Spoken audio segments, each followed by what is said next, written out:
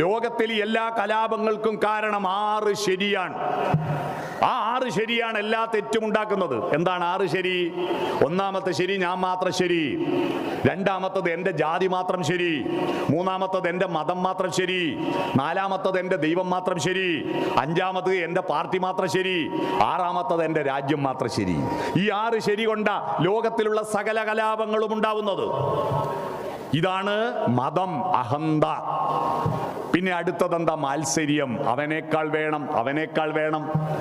അല്ലാതെ എനിക്കുള്ളത് തൃപ്തിയില്ല, അവന് കൂടുതലായി പോയല്ലോ.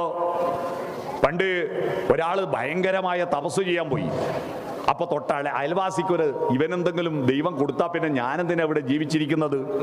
അതുകൊണ്ട് ഇയാൾ അതിലും വലിയ തപസ് ചെയ്യാൻ പോയി, അതിലും വലിയ തപസ്.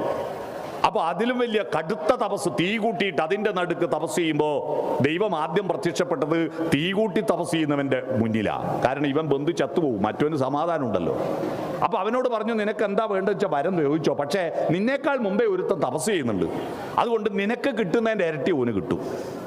ഇവൻ ആകെ നിരാശനായി. എനിക്കില്ലാഞ്ഞിട്ടല്ല ഞാൻ തപസ് ചെയ്യാൻ വന്നത്, എന്നേക്കാൾ അവന് കിട്ടുമെന്ന് പേടിച്ചിട്ടാണ് ഞാൻ വന്നത്. പിന്നെ എനിക്ക് കിട്ടുന്നതിന്റെ ഇരട്ടി ഓന് കിട്ടിയ പിന്നെ ഞാനെന്തിനാ? അപ്പം ദൈവം പറഞ്ഞു, അത് മാറ്റാൻ പറ്റില്ല, നിനക്ക് കിട്ടുന്നതിൻ്റെ ഇരട്ടി ഓന് കിട്ടും.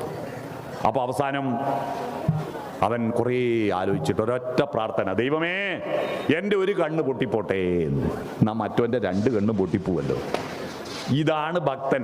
മനസ്സിലായോ? ഇതാണ് മത്സര്യം. മറ്റുള്ളവർക്ക് കൂടിപ്പോകുമോ എന്ന ഭയമാണ് മത്സര്യം.